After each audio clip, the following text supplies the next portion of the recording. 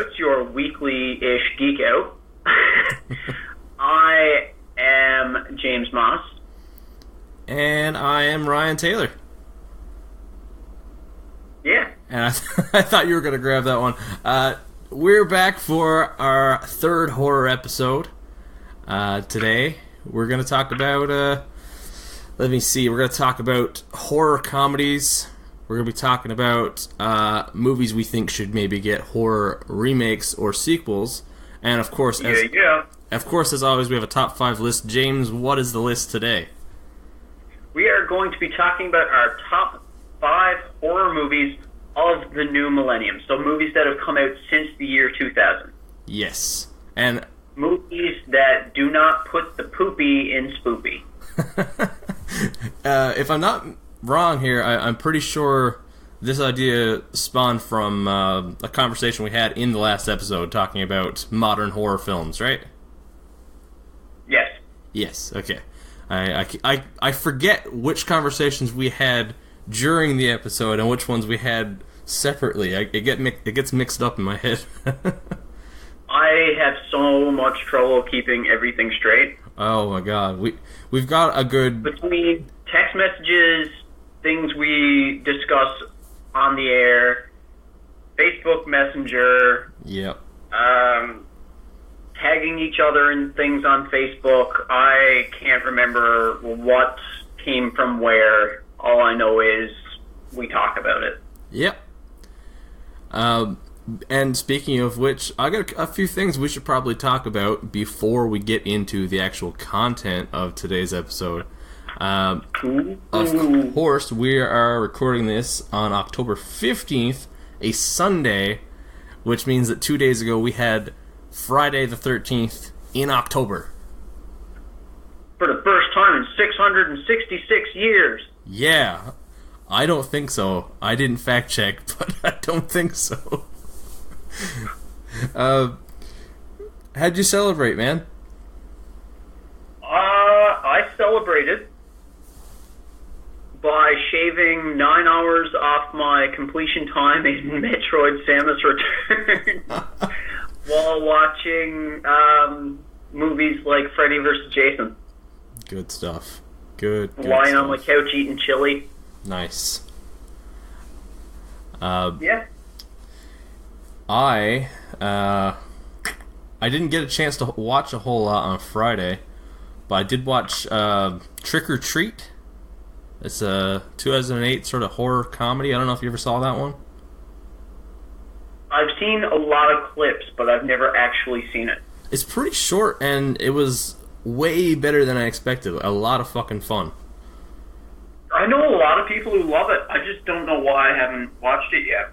I know, it took me a little while to get around to it. But I did get around to watching more fitting movies last night. We said on a previous episode, we talked about Jason Voorhees and how I'm a little inexperienced with the Friday the 13th movies. So me and Charlotte sat down last night and we watched Friday the 13th Part 6, Jason Lives, and Jason X. I realized what was keeping us from watching Friday the 13th is we were in the mind frame that we had to kind of watch them all back to back, like in order. No. And I realized, like, it doesn't matter. I looked up the plot differences. I mean, between, spoiler alert, Pamela being the villain in the first one, Tommy Jarvis crossing over between, like, the 4th and the 5th and the 6th, and maybe the 7th, I don't know. And Jason ending up in space, there's not really a lot of plot that matters, is there? No, not really. So, I gotta say, part 6 changed my mind on Friday the 13th quite a bit. I think that's the best one I've seen. 7 has some differences. Yeah. Then after that is Jason Takes Manhattan, yes, which is one of my favorites. Oh, yeah? Yep.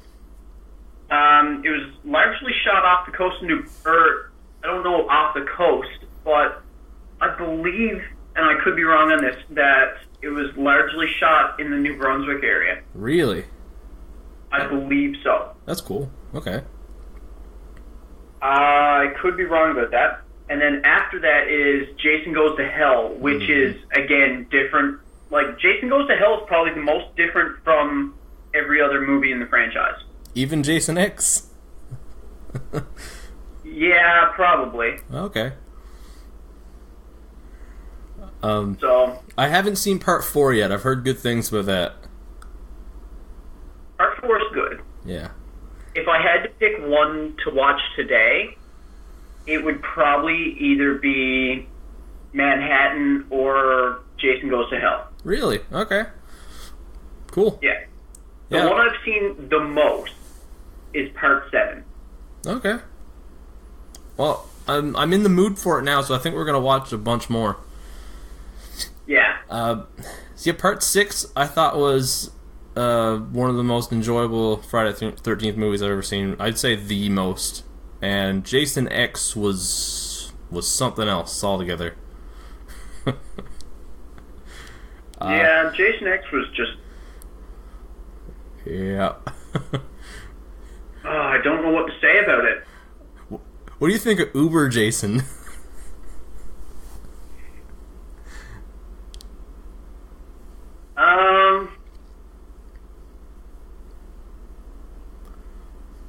I don't really know. I mean, we laughed. I saw Jason X in theaters. Okay. When it first came out. Yeah. And I remember I got really excited for Uber Jason because, like, when he got rebuilt by the nanites or whatever it was that future tech had to put him back together. Mm-hmm.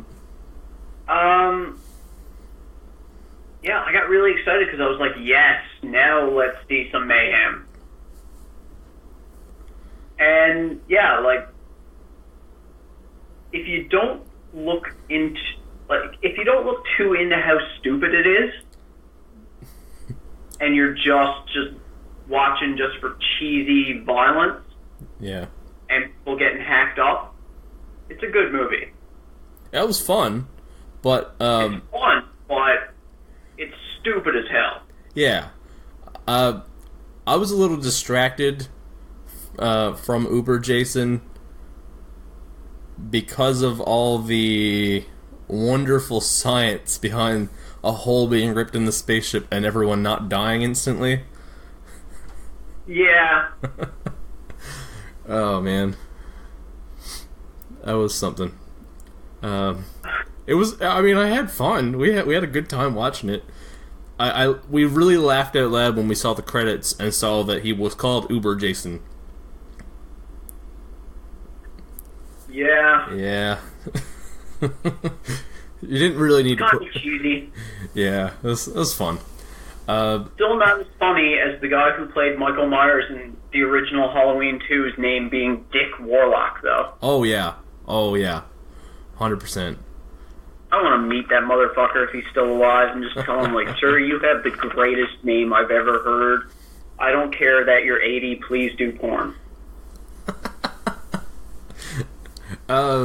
Speaking of Friday the 13th, Fox this past Friday dropped the first trailer for The New Mutants. What? You get a chance to watch that? I did. And what do you think?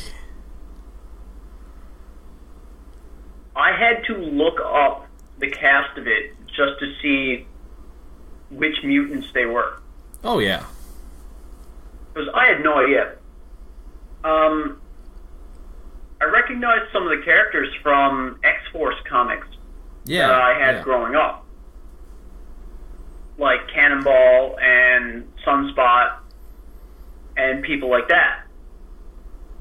Which is interesting because, like, I have comics home where these guys are, you know, like they're fighting Sauron and, you know, like the Dinosaur Man, and they're there with Cable and they're in the same universe as Deadpool and stuff like that, and I thought that was really cool, but if I didn't know any better, I would not know that this was anything to do with superheroes. Yep. I agree. Also, what's his name from Stranger Things being in it? Yes. I forget that guy's name. I think it's Jonathan something. Yeah. Either way, that's yeah. pretty cool. Yeah. But it looks creepy as shit. Yeah, it does. So, superheroes that I'm familiar with, plus, like, creepy as shit spookiness, I'm in. I'm of the mind that Fox is at their best when they make superhero movies that aren't really superhero movies. Straight from the path, yeah. Yeah. They made a gritty, violent, pretty much a Western, and made the best Wolverine movie to date. Honestly, I think my favorite of the full-on Team X-Men movies was Days of Future Past, which was more of a time travel movie than anything. Yeah. And I mean, Deadpool was was more R-rated than anything, and than any particular genre. It's just as much violence and blood and vulgarness as they could possibly fit into a movie. Which works super well. It does. Those were honestly, I think those three were my favorites. So if they're looking to make a straight up scary as shit horror movie and make it an X-Men movie, I'm up for it. Hell yeah. I don't know. I thought it looked fucking great. I saw some... I don't know. I saw a lot of criticism online, but fuck it. If you don't like it, don't watch it. Speaking of criticism... Yeah. Speaking of criticism and the Marvel, or the Fox movie universe and everything like that, going off on a little tangent here. Yep. I was scrolling through Instagram the other day, and I saw a really, really well done portrait tattoo of Josh Brolin as Cable from Deadpool 2. Wow. And I was like really impressed, and I was like, man, that is an amazing tattoo. Like, that artist is incredibly talented, blah, blah, blah. But then it dawned on me, like, why the fuck would you get a tattoo of a character from a movie that hasn't even been fucking released yet? I don't know, man. People are crazy. That movie could be, like... I mean, that movie could be complete dog shit. Oh, yeah, it could be. It could be complete dog shit. Cable could be your least favorite... Like, after you see the movie, Cable might be your least favorite character in any movie ever. Here's something. It's unlikely, but it is entirely possible. We haven't actually had a trailer with Cable in it, right? Yeah. It's at the point... You just had, like, a handful of pictures. Yeah. It's early enough, and I know it's unlikely, and I don't expect it's going to happen, but it's early enough that there could be a falling out between Josh Brolin and the creators of this film, and his character could be cut. Yeah. It's happened before. Yep. So, you know, I think that's jumping the gun a little bit, whether it's a nice tattoo or not. Yeah, exactly. And something that big, like it was almost the size of a half-sleeve portrait of his face. Wow. It was big, and it's full color, so, like, you're not getting that shit covered up with anything. No. It's kind of like I saw a lot of tattoos of Pennywise from the new It. Yeah. And, like, yeah, Pennywise was really, really good in this movie. I enjoyed the shit out of Part 1. But Part 2 hasn't been released yet. Yep. They could completely butcher it. They could. Yep. Yep. And I like, the Josh Brolin Cable tattoo is so way early to be getting something like that. But I even found the Pennywise tattoo because I saw this tattoo the same week the movie opened. I even found that to be a little early. Like, yeah, that's a little much. Yeah. Like, if you're excited about the movie coming out and you're a big fan of, say, the book or the old movie, maybe go get a tattoo that kind of ties into the story, or like an homage piece, something like that. You know, don't jump the gun like that and fucking get a portrait. Right? I don't know. That's just me. I guess it's us. That's both of us on that one. People assume because I have a lot of tattoos that I love tattoos. No, like, I don't even love all of my tattoos. Let alone all of everyone else's. 90% of other people's tattoos, I'm just like, I don't think that was a good idea. Like, I'm glad you like it, but I think it's dumb. Yep. I just bite my tongue and don't tell them. Like, who am I to fucking shit on someone's parade? I'm never going to look at someone and criticize their tattoos unless they're, like, shoving them in my face, being like, look at this, look at this, look at this, look at this. Yep. Then I might be all like, alright, you poked the bear enough, you want me to critique it? I'm going to critique it. Fair enough. But, getting tattoos like that of, like, movies that have just come out or have yet to come out, like, I have 2 movie-related tattoos, and both of them are from movies that are more than 20 years old. What ones are they? It's not coming to me. I'm gonna save that information right now, actually, because after our current giveaway contest that we have right now, I'm planning on doing another contest that involves my geek-related tattoos. I almost got them out of you. Almost. I have one more thing I wanted to mention before we get into the main part of the episode here. Have you heard about Blumhouse Productions? What about them? I didn't realize. I don't know. I guess I just been missing exactly how big of a deal Jason Blum and Blumhouse Productions have been over the last, say, 10 years or so. With all the horror? Yeah, it's mind-blowing. Oh, yeah. For those that don't know, because I guess I'm kind of late to the game here, Jason Blum started Blumhouse Productions, horror movie production company. First movie was Paranormal Activity. Since then, has produced, just to name a few, every Paranormal Activity, Purge, Ouija, Sinister, Insidious movie. Not to mention the newest M. Night Shyamalan movies, The Visit and Split.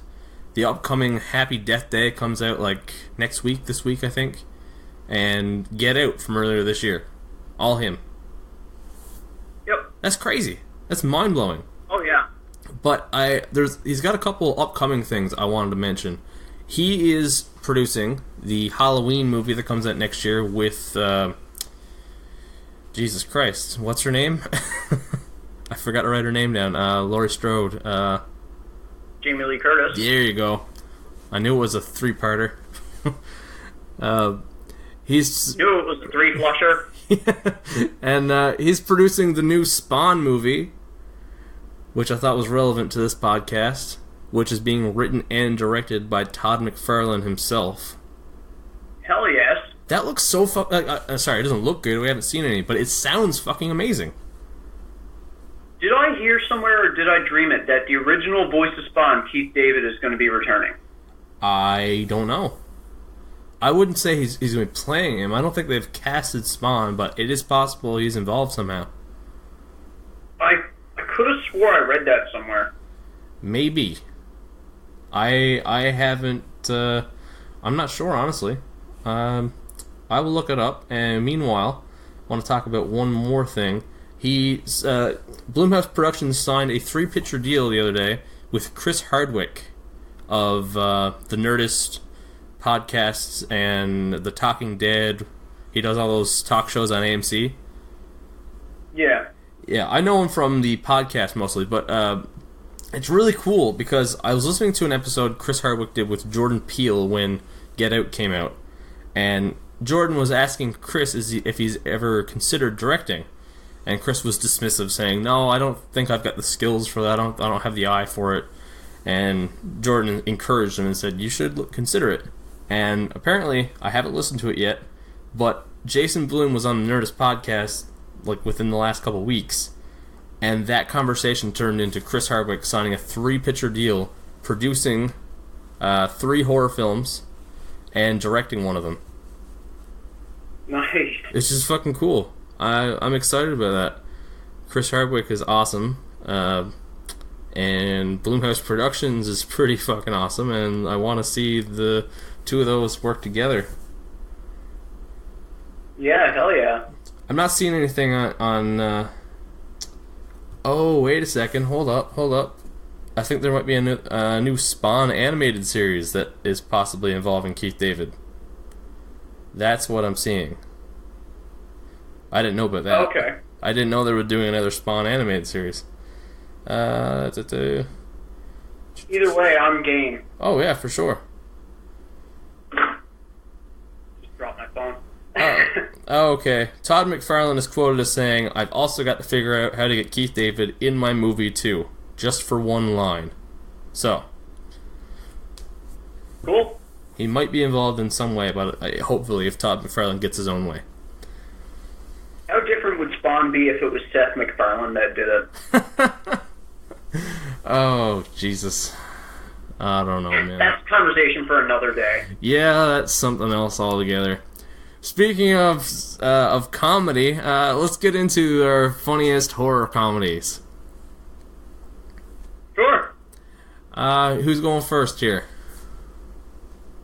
I'll let you take the lead on this one. Yeah, that's a good idea because yours is the actual surprise here.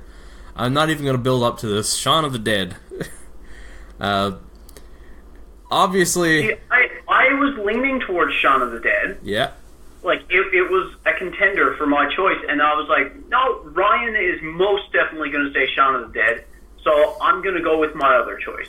Yeah, like, Shaun of the Dead is hands down, there's literally no competition, it is my favorite movie of all time.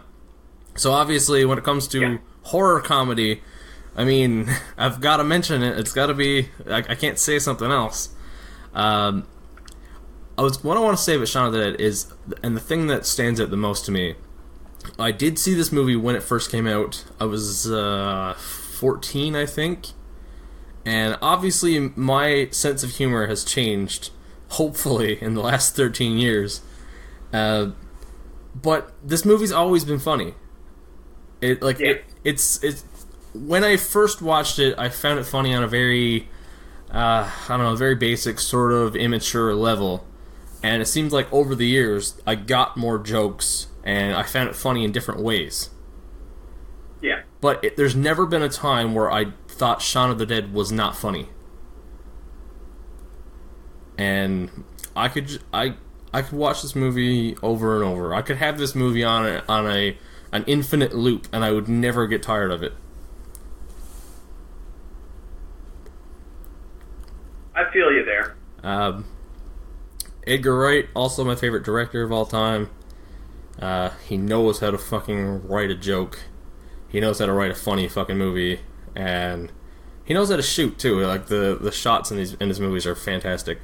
But also Simon Pegg is just Simon Pegg, Nick Frost, like, oh, man, they never disappoint me. Name a more iconic duo, as the memes would say. Yeah, really though. Man. Fuck, I don't know. I don't even know what else to say about this movie. I mean, that's where I got my gamer tag, for those that don't know. My Xbox gamer tag, as well as my Instagram handle, Captain WoW, comes from a line in the movie where one of the characters is referring to Sean and calls him sarcastically Captain WoW, and I went with it. And I think a lot of people see that as a gamer tag and think it's really cocky, but fuck them if they don't get the joke. Yeah. Anyway, what you got? What's a horror comedy on the level of Shaun of the Dead? not on the level of Shaun of the Dead. Okay. In everyone's opinion, but I went with the original Scary Movie. Nice. Released in 2000. Yes. So I was in the 7th grade when this movie came out, like just hitting junior high. Yep. And I actually just watched it again last week. And it parodies some of my favorite movies of all time pretty well. It really does. I mean, the series got worse and worse as it went on. Oh, yeah. The series struggled to live up to the first one. Yeah. Excuse me, but the first one was amazing, especially for its time, for the age I was, like, all through junior high and high school. This movie was raunchy and had the horror movie parodies, and it was just so ridiculous. I loved it growing up. Like, I remember when it first came out, every single time I went to a friend's house, that's all they wanted to watch. Yep. And, yeah,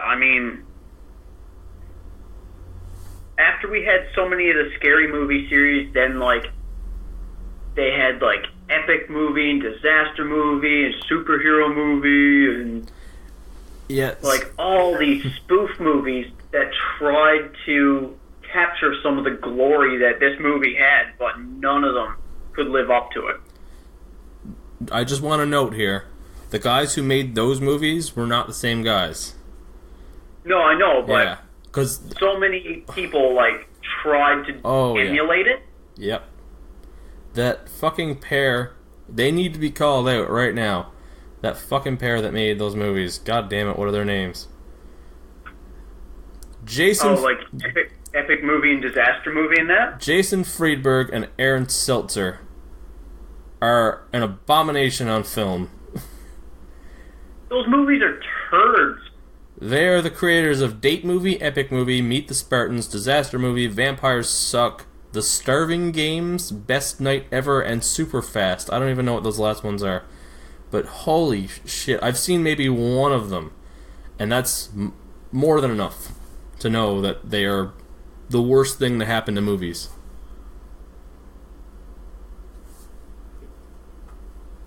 There's only one thing I can remember from Meet the Spartans that actually amused me. Okay, I didn't see it, so... I bought it when I was living in Ottawa because we had a heat wave and I was just looking for movies I could watch in the bathtub.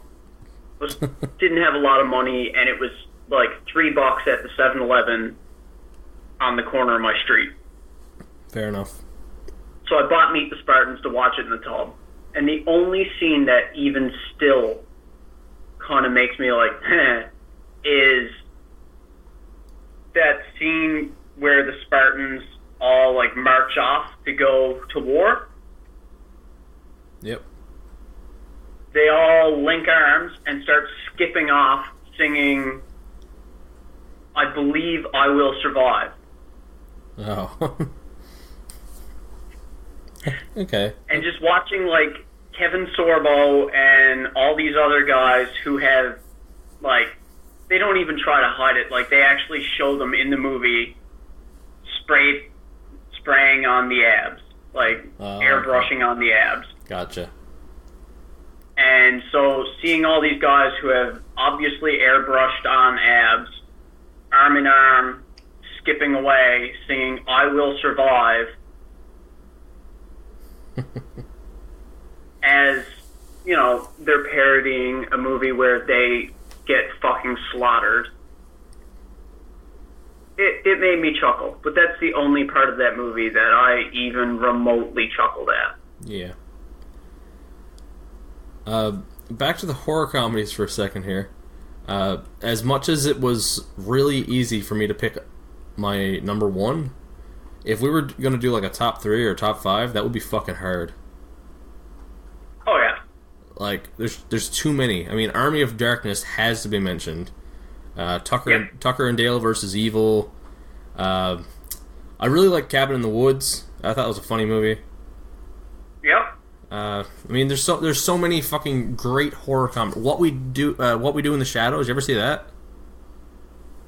No. That was funny as shit. And actually, it was the guy who directed is directing the new Thor Ragnarok. He did it's like a comedy about a bunch of vampires who are roommates, and it's done like hand cam style, as if like a documentary crew is filming their lives. Jermaine Clement's in it. Can it have Jermaine from Flight of the Conchords? Yeah. Jermaine Clement's in it, yeah. I've seen it on Netflix. I just haven't watched it. Speaking of horror comedies on Netflix, there's a new one they just put out, I believe, called The Babysitter. I was gonna watch that this weekend. It's probably gonna be watched within the next week or so. It's going to be watched tonight in this house. I'm like, when we stop recording, I'm probably going to go pick up some garlic fingers, come home and watch it. It looks fucking great. A friend of mine was telling me last night that it's good. It looks fucking fantastic. Her review was it's a little dumb, but it's good. Okay. I read a review online. A horror comedy, you can't expect it not to be a little dumb. Well, yeah. I read a review online that said it's Scott Pilgrim meets Evil Dead. Perfect. I know, right? So, sounds fucking good to me, anyway. Hell yeah. Hey guys, we're back. We had some minor technical difficulties. We had pretty much this entire episode recorded last night, Sunday, and turns out the program stopped recording for a good half an hour. So we're redoing it. Yep. Yeah. So you guys have heard us intro the episode and talk about our favorite horror comedies. We had done our top 5 modern horror films, so the surprise element is gone. We do know each other's lists now, but it's still going to be a lot of fun. Yeah. On that note, let's let's get into our top 5 horror films since the year 2000. And first time for you guys hearing it, but it's kind of like a repeat for us here. Yep. Okay, I'll start it off as I did last night. My number 5 is It. What? Wow, you sound genuinely surprised. I actually couldn't remember what you said for number 5. I wrote them down here on my phone because as last night when we were recording, I had my notes up on the computer, of course, so I didn't see that the program had stopped recording. But that will not happen today. I'm keeping a fucking close eye on it. But yes, Stephen King's It, directed by Andy Muschietti, just released last month, if I'm not mistaken. It's pretty soon to say it's my number 5 since 2000, but and honestly, I didn't have it in my top 5 originally. I had Insidious there, and I was deciding between. Let me see. There was a couple. I had Insidious, It, and It Follows was another one, and I was kind of working back and forth. And when I told Charlotte that I wasn't going to put It in my top 5, she kind of got in an argument with me. Which is funny because I thought I enjoyed It more than she did, but I thought I enjoyed it more than she did, and anyway, I thought about it some more, and even though I had some minor issues with It regarding some of the stuff they did with Beverly and with Mike mainly, and I don't know. They gave a lot of Mike's character from the book to Ben, as we discussed last night. Yeah. And they took Beverly and sort of made her a damsel in distress at the end there, which, I don't know, I wasn't a big fan of. And then, of course, the fucking stupid goddamn we all float down here thing, meaning that they literally float, which was... Instead of just bobbing around in the sewer after they're dead. Exactly. That's the point. It's not supposed to be anything else. Anyway, those minor issues, I was using those as reasons not to put it on the list, but then I thought about it, and god damn, it was a good movie otherwise. Like, they got the atmosphere, the feeling, they got the characters, other than those flaws, fucking spot on. Bill Skarsgård's Pennywise was insanely scary, and just the cast of kids were amazing. Yeah. And I can't wait to see Chapter 2. So yeah, even though it just came out and I haven't had a chance to rewatch it, I had to put it in my top 5. And honestly, with time, it will probably be higher on the list.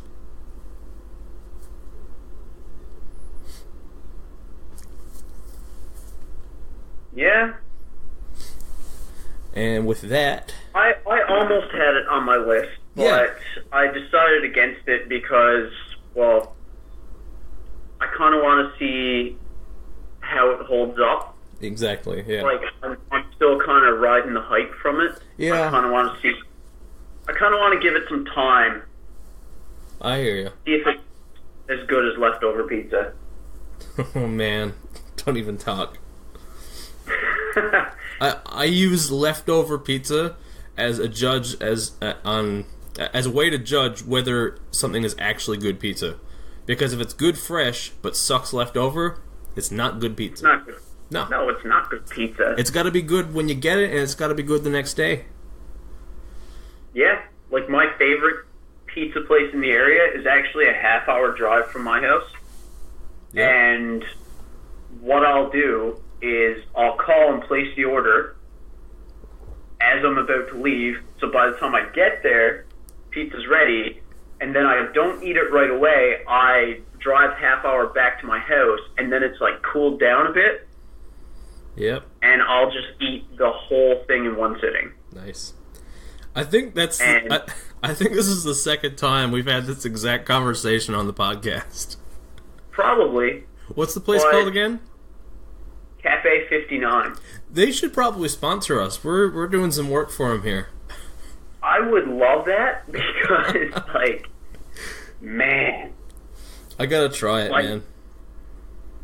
I've driven a half hour there in, like, whiteout conditions where they've been advising people to stay off the highway. Is it half hour each way? Yeah. So well, you just about. It's in Pasadena. Yeah. So an hour of driving for pizza. Probably closer to 40 minutes. Still. It's gotta be good pizza, man. It is great pizza, and it is not expensive, and yeah. Okay, let's move on with the list. Your number 5 also happens to be my number 4, as we found out. So let's just talk about it here all at once. This movie is great pizza. Great pizza. Yeah. Because this movie came out, like, early in the new millennium, and it still holds up. Oh. Yep. Saw. It's Saw, man. James Wan makes So good pizza. James Wan makes deadly pizza. Yep. That's a t-shirt idea, too. James Wan with, like, an open pizza box, and the pizza has, like... body parts and blood and guts on it. Can we, like, coin that and, like, make merchandise and shit being, like, how we refer to something as being, like, a good movie or a good show or something like that, would call it good pizza. Good pizza, man. That episode was good pizza. Give me another slice of that shit. Exactly. But yeah, back to Saw.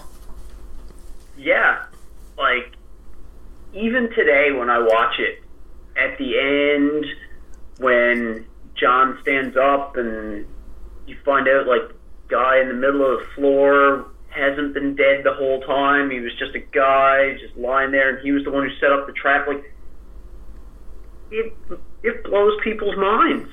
100%, man. The twist still works. Oh, yeah. And the thing is, like, I don't know. I find M. Night Shyamalan is a bit, like, reachy with his twists sometimes. Like, sometimes they're good, but sometimes they're so far out there. Like, he's just, like, grabbing at straws, like, trying to make a crazy twist. Man, did you ever see... fucking nails it sometimes. You ever see The Happening? Is that the one where everyone just starts killing themselves? And at the end, it turns out it was Mother Nature the whole time? Yes. Yeah, fuck that movie, man. I went to see that movie in theaters when it came out, and for about 4 years afterwards, I kept the movie ticket in my wallet just to remind me what a piece of shit that movie was, in case anyone ever said, hey, do you want to watch The Happening? And I just had that movie ticket in my wallet just so I would remember, like, The Happening. Nah, that is fucking awful. Don't ever watch it again. Oh, man. That one was pretty fucking rough. I was actually angry when I walked out of the theater, that movie. Like, at the end, I was pissed. Side note here, slight tangent. Have you seen any of M. Night Shyamalan's newest movies? Like The Visit and Split? I've seen them both. I haven't seen Split yet. What do you think of the... I've heard good things about Split, and I loved The Visit. I need to rewatch The Visit. Yeah. Because I was pretty tired when I watched it, so I don't really remember a whole lot of it. Yeah. But Split? I had a few friends over and watched it, and everyone here enjoyed it. Even my girlfriend, who hates horror movies and was a little creeped out by the funniest horror comedy, in my opinion, Scary Movie. Okay. Even she thought Split was good. Like, it wasn't, like, there wasn't a lot of jump scares or anything like that, but, like, it was really good. Yeah. Even she agreed it was good. Nice. I need to see it. I own it if you want to borrow it. Cool. Sounds good. But also, I really enjoyed Visit, and I was just genuinely surprised when watching it that M. Night Shyamalan still had it in him to make a good movie. Yeah. So maybe he's got a resurgence coming. That's pretty cool. I just think, like, he blew so many people's minds with The Sixth Sense. With the whole, like, Bruce Willis was dead all along thing. Yeah. And he was just like, oh man, like, people think I'm great because I blew their minds with the Bruce Willis being dead and the kids able to see him shit. I need to keep doing this. Yeah. Like, I just think, like, it gave him such an ego boost that he was just spent the rest of his career trying to recapture that. Oh, yeah. And then he just completely shit the bed on The Last Airbender. Oh, yeah. Yeah. Anyway, Saw. I had to put it on there just because James Wan. I mean, he, as I said last night when we were recording this, James Wan is, I think, the greatest horror filmmaker from the last 20 years. Yeah. I mean, the guy created Saw, Insidious, The Conjuring, plus, as we looked into, I mean, the amount of stuff he's written and produced on the side. Yep. And now he's directing Aquaman. Fuck yeah. Which you didn't know about last night. Now it's not a surprise. We Why'd missed... you have to say that? I could have played it off like I'd known all along. I knew before he did. James Wan let you know before he talked to Jason Momoa about it. Yep. Spoiler alert, James Moss is James Wan. Oh, shit. That's an M. Night Shyamalan twist for you. But I mean, like, other people have made good horror movies in the last 20 years, but no one as consistently as James Wan. No. Even Dead Silence was pretty fucking creepy. I love Dead Silence. That was a fun movie. For the longest time, like, before Insidious and those movies came out, whenever I was, like, hanging out with someone and they wanted to watch a scary movie, the first movie I would grab was Dead Silence. Good call. It's creepy. Yeah, for sure. I mean, Donnie Wahlberg, I forgot he was in that. Oh, man. Oh. No, seriously though, I enjoyed Donnie Wahlberg in that movie, and I think he was also in Saw. Well, not the first one. Was he in the first one? I can't remember. He was in the franchise. No, I think he got introduced in the second one when his kid was in the house. Yeah, right? his kid was in that house. Yeah. And then it was 4 or 5 when he came back. Something like that. 4 or 5. I can't remember which one, but with the whole ice block scenario and... Yep. But nothing compares to Donnie Wahlberg's shining moment as part of New Kids on the Block. Dude, I still have New Kids on the Block on my iPod. Oh, for sure, man. Step by Step is my fucking jam.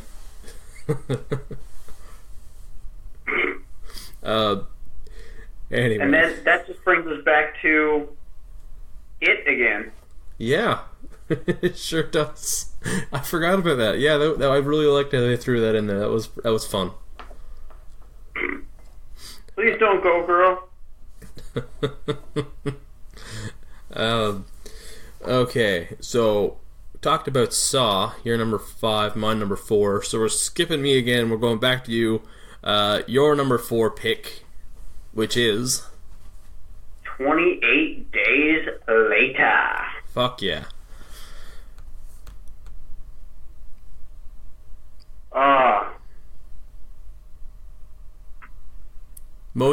Mostly because... I'm trying to think what we said about it last night when we were... You know what we didn't talk about last night when we did talk about 28 Days Later is we get to see Cillian Murphy's penis. Yes. Very early on. And yep, that sure was something.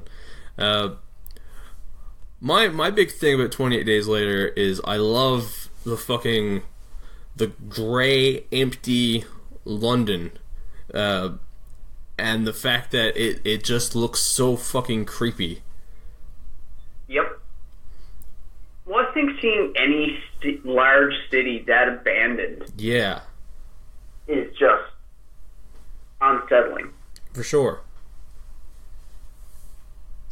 And movies have done it before, and will continue to do it, but I don't think anyone has done it as well as that movie did. No, and like I said when we were talking about it before, the way the movie is shot, like how dark and gritty it is, like it's not bright, like I don't know. There's something about it, just like the colors and yeah. It has the let me try and word this right. It has the technology, like the advancements in filmmaking and the hindsight of the 2000s, but it looks like something from the 90s. Yeah. You know what I mean? And that's pretty fucking cool blending. And the music is so intense at the right moments. Oh, what the fuck is that guy's name? John Murphy, I think, did the score for that. And fuck, I only know that because I knew a guy once who did a remix of the score of 28 Days Later, and it was pretty fucking cool. Nice. But yeah, it's a fucking great movie.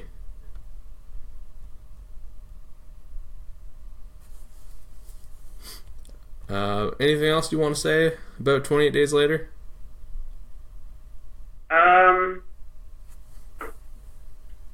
Cillian Murphy's a good actor. I enjoy his work in that. I enjoyed him in Red Eye. And in the Batman Chris Nolan trilogy. Yep. There were a few moments where I was like, come on, Jim, get your head out of your ass.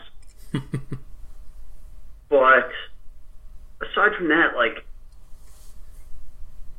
28 Days Later is like a better version of Resident Evil Apocalypse. Yeah, I agree. It really is. Like, starts off with the protagonist waking up alone in a hospital, no one else around. Walks out in the city, city's abandoned, or so they think. Yeah. It's kind of like Walking Dead without all the bullshit. I wouldn't know. I haven't watched The Walking Dead, but yeah. I like that. The first season's decent. The second season is fantastic, and it slowly but surely goes from fantastic to absolute garbage over the next couple seasons. So watch season 2 maybe. Or just don't watch it. Or just watch something else with John Bernthal on it, because that's most of what you're getting out of that show anyway. I shall watch Daredevil season 2. There you go. Anyway, we found out when comparing our list that my number 3 pick was also your number 1. So yeah. We'll again wait and move to your next pick. This is strategy. Yeah. Give me the most airtime. It is. Because so when the program glitches out, all we have recorded is you, right? Yep. Okay. What's your number 3 pick? Number 3 pick on the James Moss show is a sequel. The Conjuring 2. Not the first one. I thought you were going to say Troll 2. Yeah. Have you ever seen that? A long, long time ago. Oh boy.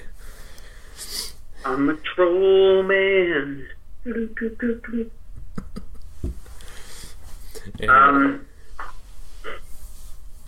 Excuse me. Yep. Yeah, but again, a James Wan movie. Mm-hmm. This movie, like, it creeps me out. It makes me feel uneasy. There have been nights where I've watched this movie and I've gone to bed and felt uncomfortable. And really, like, what more can you ask for in a horror movie?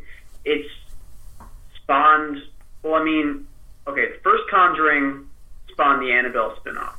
Yeah. But The Conjuring 2 is spawning both The Nun, mm-hmm. about the evil nun demon thing, Valak. Yep. And we're also getting, was it The Crooked Man? Yep.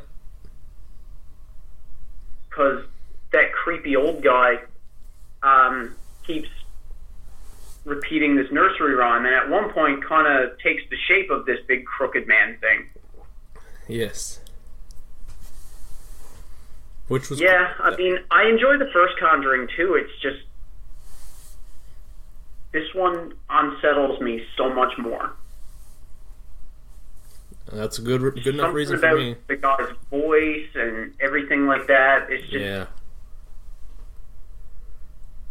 yeah. It's my house.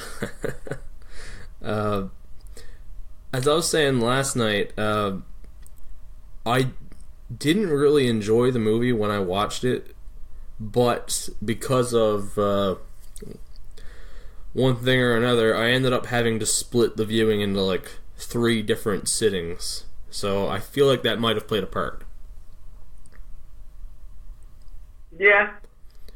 So it really is something I should rewatch. I mean, looking back, the nun, the crooked man, the old guy, they were all pretty fucking creepy. Yeah. I gotta say.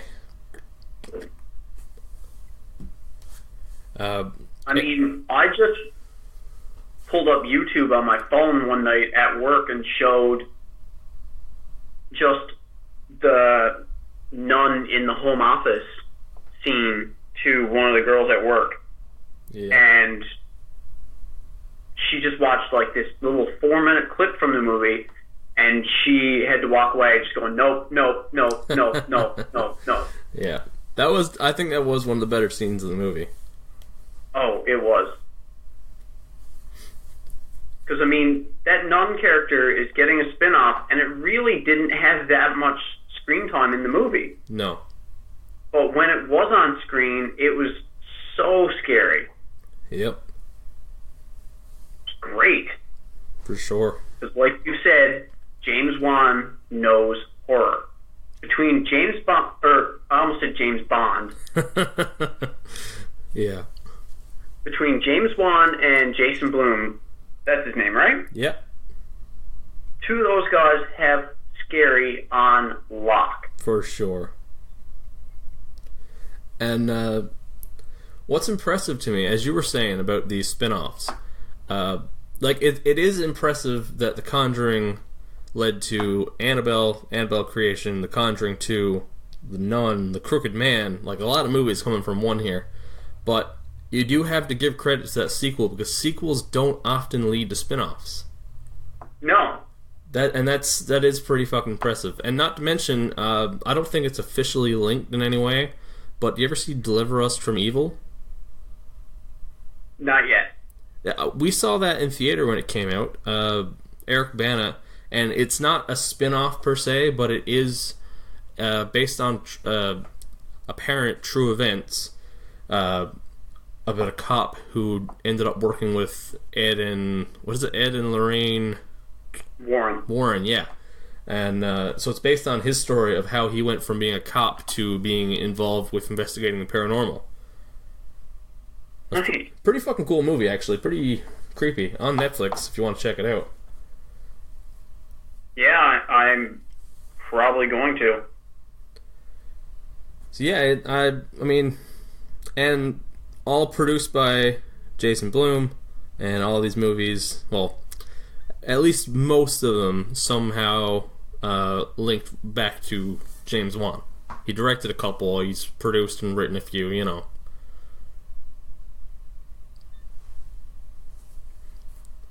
Yeah. Anyway. Yeah, it's not often that I think that a sequel is superior to the original, but in this case, it is true. Yeah, for sure. Alright, so what do you have for number 2? Yeah, we're in the top 2s here. My number 2 is The Descent. And last night, when I mentioned this, I found out you had never seen The Descent. Yeah, I have not. And you should, because holy shit, man. As much as James Wan ruled the 2000s, The Descent was my favorite horror movie of that decade, for sure. And for anyone who has not seen it, it follows a group of women who are into thrill-seeking, extreme sports and such, whitewater rafting, rock climbing, that sort of thing. They go spelunking in an uncharted cave that has never been discovered. Of course, there's a cave-in. They are stuck in very, very tiny crevices in an underground cavern. And that's when shit gets fucking weird. Shit gets pretty supernatural. And honestly, it's a pretty fucking bloody movie. Like, I haven't seen... Like, I think this movie's got to be up there with, like, the most on-screen blood. It's a fucking great movie. And as I mentioned before, it's a ton of actresses that never really did much else. So when I watch the movie, I'm not looking at them as the actresses. I'm not looking at them and remembering where else I saw them. I'm just seeing the characters on screen. Yeah. And it's a really fucking great movie. I don't know what else to say. The director, Neil Marshall, is in charge of the new Hellboy, and I can't fucking wait to see that now. Oh, yeah. You need to watch it, and anyone listening that is a fan of good horror, go check it out. It's on Netflix. Of course, everything's on fucking Netflix anyway. True. What do you got for Except everything I want to watch. Well, yeah. Which I assume is all the CW superhero TV shows. Pretty much. Yeah. What do you got for number 2? Number 2 is X-Men Age of Apocalypse. That was fucking terrifying. Yeah. It's scary that they got fucking money to make that. Really, though. It's scary to me that Bryan Singer's still making movies. I mean, like, Ivan Ooze creeped the shit out of me when I was a kid. Ivan Ooze. Oh, man. That's a good callback. That's good. And I had no idea that Boy George was so powerful. Oh, yeah. Oh, Boy George. No, in all seriousness, yeah. My number 2 pick is the remake of Nightmare on Elm Street.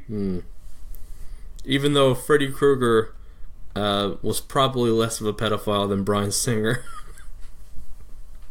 Quite possibly, yeah. Yeah. Anyway, Nightmare on Elm Street, the remake from 2010? I believe so, yeah. Jackie Earle Haley. Oh my god, he was so good as Freddy Krueger. He managed to fill Robert Englund's shoes and do a fucking fine job of it. Which I was so skeptical about when I saw that they were doing this. For sure. Because I was like, I don't know if anyone else could play Freddy Krueger besides Robert Englund. But Jackie Earle Haley's take on it was great. Like, he wasn't, like, Robert Englund is funny and creepy. Yeah. Jackie Earle Haley was just creepy. Oh, yeah. He looks like an actual burn victim, like someone who is severely, severely burned. But there's so many quotable lines in that movie. Oh, yeah. Like, when he, I believe it's Jesse, he kills, and then he, like, spouts off some quote about, did you know that the human brain can stay alive for, like, so many minutes after the heart stops beating? Means we've still got, like, 6 minutes and 59 seconds left to play or something like that. Jesus, yep. And, like, someone at one point says, like, oh, God, and he's like, no, just me. Why are you screaming? I haven't even caught you yet. Like, shit like that is like, oh, my God. When I was playing in a band that had recurring horror themes a couple years ago, yep, I was taking sound clips from movies and putting them as, like, intros to songs and, like, having them play, like, as we were, like, starting our set and stuff like that. Yep. And I had, like, 4 just from this movie. Nice. Yeah. Like, it's so quotable, and, like, some of the sounds from this movie would be perfect for, like, a haunted house. Oh, yeah. Yeah. No, I thought it was great. Yeah, I gotta say it's a good pick. I mean, there aren't many remakes that I really love. I mean, the 2000s and 2010s are filled with horror remakes. That's all they're doing, and yeah, a lot of them are kind of shitty. Let's be honest. Oh yeah. But Halloween. whoa, what was that? It was me trying to hide saying Halloween by coughing. Oh, okay. It sounded a little demonic. That's alright. That fits. Yeah, well, my distaste for Rob Zombie's Halloween 2 brings the evil out of me. Yeah. We've talked about it before. I love the first one he did, and that second one was, man. I watched the first one again last week, and I was like, yeah, I mean, I think they take a little too long showing him as a teenager in the hospital. Yeah. Building up to it. But if that's my biggest complaint about the movie, it's not that bad. Okay. Now, I, within the last week, rewatched John Carpenter's Halloween, and I disagree because that movie takes no time developing the character at all. And not in like a... It's literally just like, he kills his sister, and then cut, and he escapes. I feel like maybe there's somewhere in between the two of them that would have been a little more ideal. Well, I mean, for the first two John Carpenter Halloween movies, they didn't even refer to him as Michael Myers in the credits. It just referred to him as the Shape. Good point, yeah. And I think a lot of the reason why they did that is because they didn't really want an explanation or reason. Okay, yeah. It was just senseless. Yeah. And it wasn't really until Halloween 6, The Curse of Michael Myers, that they actually explained why he kills people. Yep. Which was actually the movie that introduced Paul Stephen Rudd. Nice. Yeah. One more tangent here on Halloween. So last night, actually it's funny because at the start of this episode you heard me talking about Friday the 13th movies, and a day has passed since. So last night, after the recording kind of fucked up, me and Charlotte watched Jason Goes to Hell. And is it just me, or did they blatantly rip off Michael Myers' story at the end there?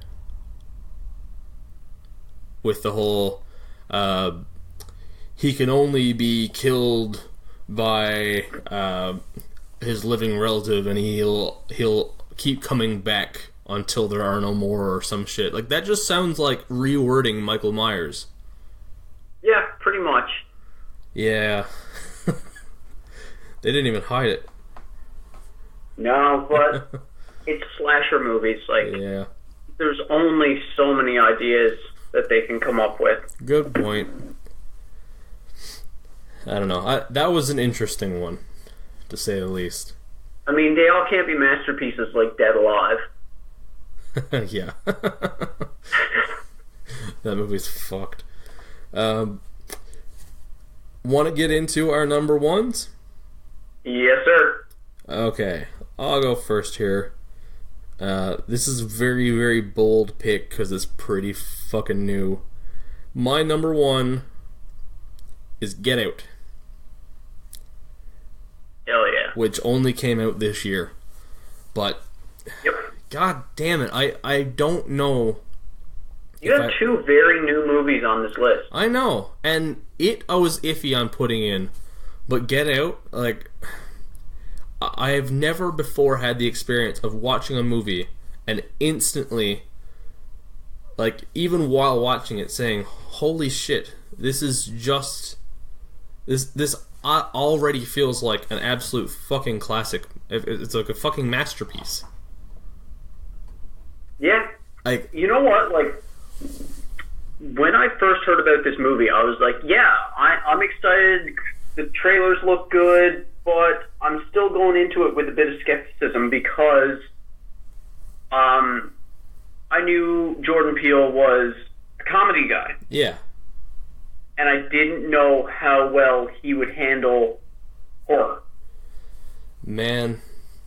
But from the, like, from the time that movie started in the theater, I was glued. It was one of those times where you go see a movie in the theater and, like, no matter how bad you have to go to the bathroom from that extra large fountain pop you just chugged, you're holding it because you do not want to miss a scene. No, you don't want to miss a word of that movie. No. I sat there just, like, holding it, and as soon as the credits started rolling, I booked it for the urinal. Because I was uncomfortable because I didn't want to miss any of this movie. Yep. We watched it at home, and first, let me back up. I think we were actually at my place when we first saw the trailer during a UFC we were watching here. Yep. And what's funny is I am the type of person, I look ahead with movies a lot. I'm looking up every movie that has been announced for 2021, 2022 already. Like, that is something that I do. I spend way too much time looking through the depths of the internet trying to find out what movies are being worked on. I didn't hear about this at all. Literally did not hear a word until I saw the trailer on TV, and instantly was like, shit, that looks good.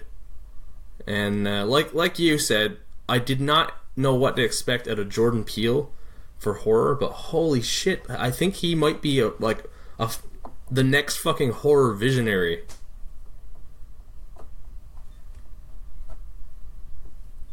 Yeah, I'd really like to see him do some more, like, maybe a sequel or a spin-off of Get Out? Yeah.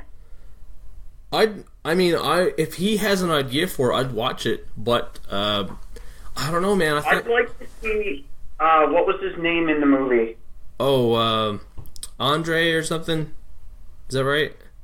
Or, the TSA. Oh, the TSA. Rod, I think? Yeah. Yeah. I'd like to see more of him. He was funny. He was great. He was fantastic. I'm pretty sure he has a comedy special on Netflix, too, that really? I haven't watched yet. Oh, I'll check that out. Yeah. Yeah, he was one of my favorite parts of the movie. Oh, for sure. And I would definitely like to see more of him. Caleb Landry Jones, is it? Yes. That dude is such a creep. Yep. In this movie, in The Last Exorcism, like, he just plays those characters so fucking well. Yep. So well. And that's the thing. This movie, it doesn't really play off scares.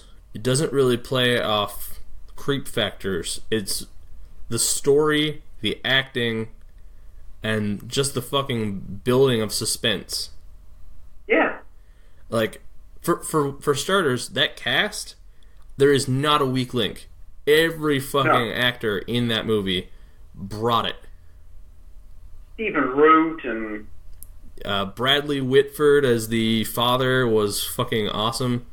Daniel Kaluuya as the main character, Chris Washington, I believe his name is. Yeah. Daniel Kaluuya, I want to see that guy in fucking everything now. And he's going to be in Black Panther. Yes, he is. Which looks like it's going to be amazing. Yep. And it's really funny. When that trailer aired, and me and you were watching UFC and the trailer came on, literally within a week before that, I had watched an episode of Black Mirror, and he starred in this episode. Like, it's a different cast for every episode, different story. So he starred in this one, like, 45 minute episode of Black Mirror. And after that episode, I said, holy shit, that guy can fucking act, and I want to see him and stuff. And days later, I see the trailer for this one, and I'm like, hey, look, it's that guy. And holy fuck, he can act. Man. If he stays on with the right directors and writers, I think he is going to climb the ranks of Hollywood pretty quick. He's got it, man, and I can see it. As long as he doesn't end up working with some shitty writers and shitty directors, because no one ever blames the directors. They're always like, oh, this actor was shit. Yeah. Always. Yeah. So as long as he stays on with good directors and good writing, yep, I think that guy is going places. For sure. And Jordan Peele, after Get Out came out, I can't remember if it was on a podcast or an interview somewhere, he said he has like 4 or 5 other ideas for different standalone horror movies that he wants to do. That's fucking awesome. Like, that's what he's doing now. They ended Key and Peele because this is what Jordan Peele wants to do now. And I'm up for that. Also, he has the horror TV series coming to HBO now, Lovecraft Country, co-produced with J.J. Abrams, and apparently it's all going to be in a similar vein to Get Out, in that it's a combination of social issues and horror. So I'm there. I'm like, the day that airs, I'm watching it. Hell yeah. I think we're a ways off. Maybe next year. Hopefully. Anyway, I can't say much more about Get Out. I kind of want to watch it again right now. I mean, it's just, I didn't expect that movie to be as fucking mind-blowingly good as it is. Yeah, no, it caught me by surprise, pleasantly. Anyway, the next movie is my number 3, your number 1, and... Yeah. Man, like, if we're talking horror movies from 2010s, I mean, I mentioned earlier, It Follows. It was amazing. And then there's the top 2 for me, and there's Get Out, and there's this one. The remake of The Evil Dead. Fuck yeah. Like, I love the original Evil Dead trilogy. Oh, yeah. But they are a B-movie. Oh, yeah. Well, you know. Like, they are creepy, but they're still cheesy because the budget and everything else like that. But they were still so great. But then this remake comes along. Yep. And even the trailer for this movie is fantastic. Oh, man. I know people who won't even watch the trailer for this movie. Yeah, that doesn't surprise me. It's so good. Like, this movie opens just, like, flat out. And the tree scene in the woods, and the scene where Mrs. splits her own tongue. Yep. Like, here's a question for you. Yeah. Do you think there is a remake or reboot, not just in horror, but in film in general, that came even close to being as good as this? A remake or reboot that came close? Yeah, because, I mean, this... it's not often that someone can remake or reboot something and it's on the same level as the original, in my opinion. Now, one movie that I almost put on my list that I also really enjoyed, but a big reason why I didn't put it on the list is because I haven't seen it in a while. Yep. Is the early 2000s remake of Texas Chainsaw Massacre. Oh, yeah. I watched that. One that had Jessica Biel and R. Lee Ermey and Eric Balfour. Yep. I think Mike Vogel was in it. Yep. That movie I remember being really, really good, but I haven't seen it in a while. Yeah. Well, actually, within the last month, I watched the original and that remake. And I gotta say, they did a damn good job there, too. Yeah. But I really don't know if I can pick a movie that is like a remake that's on the same level as The Evil Dead. The only one I can think of, the remake itself is, Jesus Christ. Let me... Like 35 years old.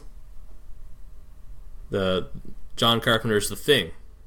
Because that was a remake of an older film. But that was so far from the original movie that it's not like it's not on the same level to me. Yeah. Whereas, like, I mean, I love The Thing. I'm not going to say that the 2013 Evil Dead is better than The Thing, because that's bold for even me. Yeah. But to take something that is such a cult classic, that is so loved, and it's got a fucking huge fan base like The Evil Dead, and to take it and do it as a major Hollywood remake and do this good of a job with it, that's unbelievable. Yeah, really though. And a first-time director. Well, a first-time American director. He had released like a foreign film or two, Fede Alvarez.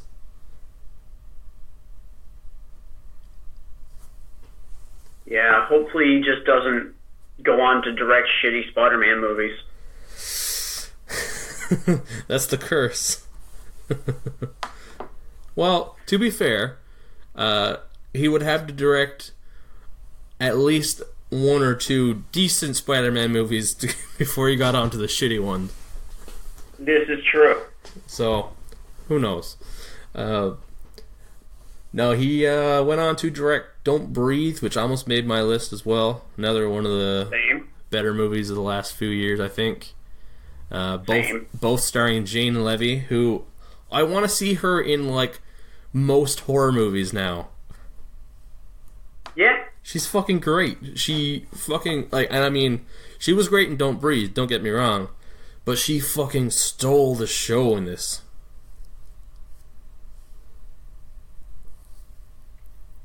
Yeah. Like, and that's one thing I love. The amount of, amount of, what is the word I'm looking for? Fan...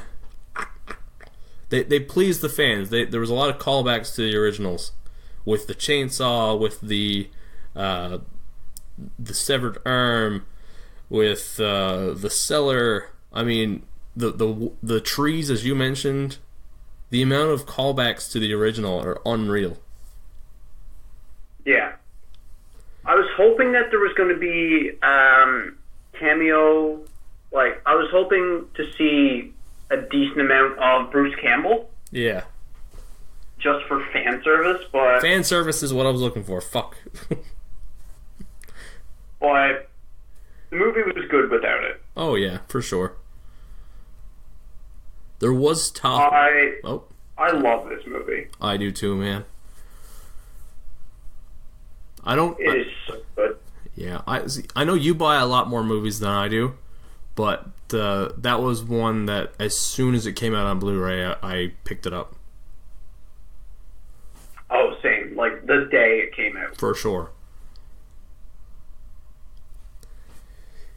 Anyway. Alright, you want to get talking about movies we think deserve sequels or remakes? Yeah, let's just recap there a little bit. We talked about It. Let me see. It, Saw, The Descent, Evil Dead, Get Out. You had Nightmare on Elm Street remake. You had The Conjuring 2. What am I missing here? 28 Days Later. 28 Days Later. And so between the two of us, we had 8 horror movies altogether, but you got some honorable mentions. I mentioned It Follows. Don't Breathe was close for me. Yeah. Insidious almost made my list. Insidious, Texas Chainsaw Massacre. Texas Chainsaw, yeah. Freddy vs. Jason. Yes, good call. You know what? Freddy vs. Jason will probably make a top 10 for me. Yeah. That was a fucking fun movie. It was. Like, it didn't scare me, but it was good. Yeah, it was just a lot of fun. It's exactly what it should be. Yeah. No, without a doubt. Yeah, I'd probably give an honorable mention to the first Rob Zombie Halloween. Yeah. That's another one. But not the second one. No, Jesus Christ, no. No. That doesn't... Honestly, I wouldn't even put Halloween 2 in my top 5 Rob Zombie movies. Like, it's that fucking bad. Yeah. So, let's move along. Our final part of the episode here, we're going to talk about horror movies we think deserve a remake or sequel. Yeah. So I left it open in case, like, I didn't know which one you wanted to go for here.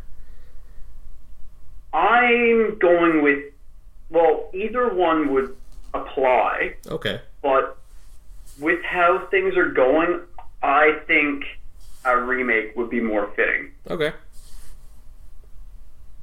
Excuse me. What do you got? I said Candyman. Candyman. Nice. Yeah. Only 3 of them were ever made. Yep. And the last one came out in 1999. Ooh, yep. So, it's almost 20 years. Yeah. But, like, the whole urban legend, like, part of it, and you'll, like, when these movies were popular, like, how many birthday parties did you go to as a kid and have people talking about, like, if you go in the bathroom and look in the mirror, or if you, like, say the name, like, X number of times, it'll appear behind you and stuff like that. Oh, yeah. Like, it was everywhere. Like, it goes hand in hand with Bloody Mary. Oh, yeah. Bloody Mary is the one I remember from growing up. Yeah. But it's the same kind of thing. Yeah. And I watched the original again recently, like within the last 6 months. And since we've been talking about it this episode, like, I only just thought of this, but what do you think of Jordan Peele doing a Candyman remake? Honestly, that just popped in my head like before you said that, and that sounds like a pretty good pairing, actually. Because so much of the first one is set, like, in, like, it's inner city, a lot of, like, gang culture, and, like, I can't remember exactly what city it is. I don't know. Not a clue. I think it might be Chicago? Okay, that makes sense. I'm just going to do a quick Google search.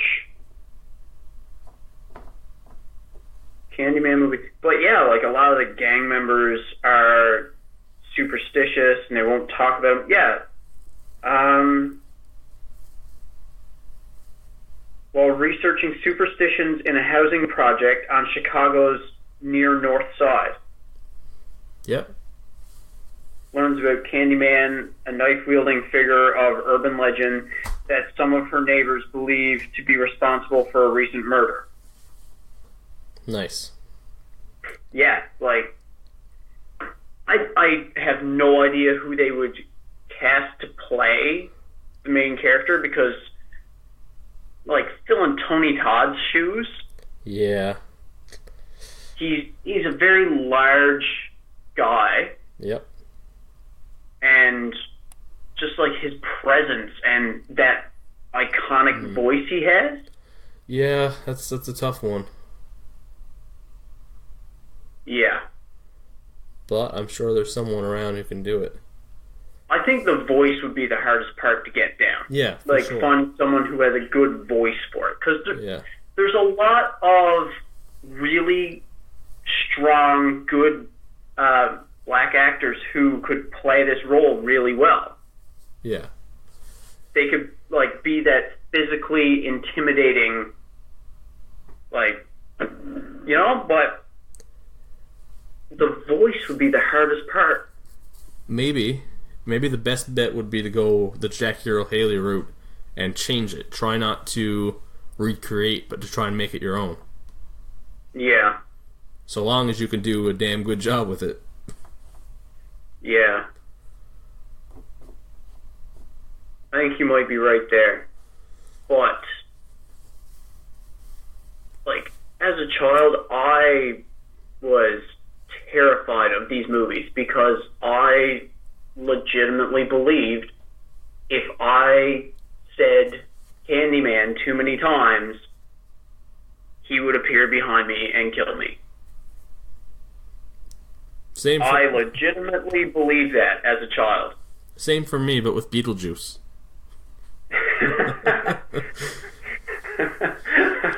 Don't fuck with Beetlejuice, man. No, I love me some Beetlejuice. But, yeah, so I thought that movie is definitely in need of some love because they've been redoing movies that don't need to be redone. Because, like, Rob Zombie redid Halloween so soon after Halloween Resurrection when there were still, like, loose ends that hadn't been tied up. Yep. At the end of Halloween Resurrection. And we were still getting, like, Jason X and Freddy vs. Jason when they did the Nightmare on Elm Street and Friday 13th remakes. Yeah. So, I don't know why they haven't done Candyman yet. I know. And that being said, I mean, it's been 7 and 8 years since the Friday the 13th and Nightmare on Elm Street remakes. I think it's about time we get another one of those, too. Yes. Not that that's my pick. Because both of those movies also left the ending open for sequels. Of course. As they like to do. Oh, yeah. My pick for this one is a very strong remake. I don't want to see a sequel. I want this remade. Pet Sematary. Oh, yeah. Mainly because Charlotte's got me really into Stephen King over the last couple years. And I had no idea, because I'd only ever seen the movie Pet Sematary. I had no idea that it was actually scary. Like, I don't like that movie. I don't care what. I know. I know there's a fan base for it, but I honestly think the movie is kind of a piece of shit, if you ask me. And it's been done a lot better. I still enjoy it, but I can't watch it now. It definitely has a lot of room for improvement. Oh man, miles and miles of room for improvement. That book is fucking amazing, and it's terrifying. There's actual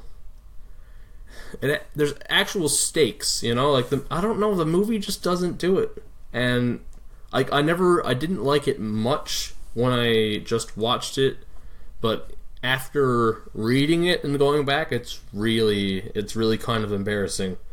But number one, the guy I think should make it is Andy Muschietti, the director of It.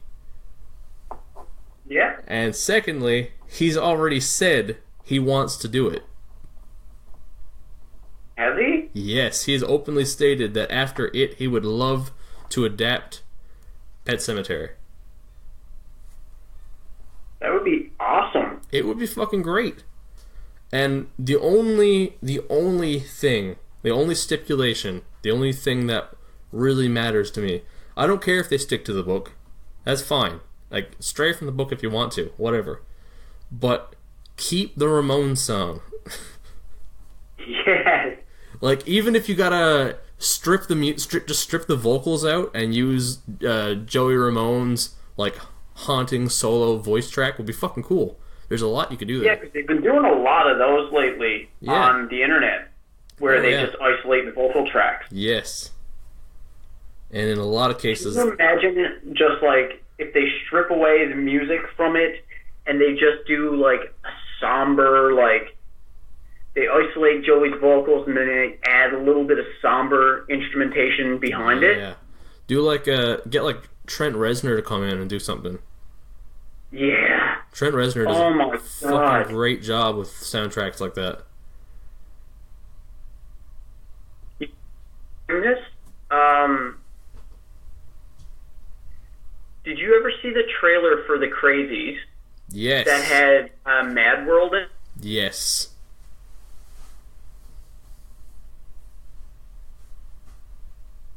Yeah, I do remember that. That's how I'm hearing this.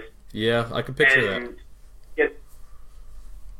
Have that song, that director. Oh, I think a remake for Pet Sematary would be a banger. It would, man. I also really like the idea of the old guy next door, Judd, I think his name is. To have him played by David Bradley, the old guy from Harry Potter and Game of Thrones, and he's in a few other things. I think he would do a fucking awesome job, but that's just my opinion. Right. Anyway, that about clues it up. Yeah. Finally got this one out after some... second time's a charm. Yeah.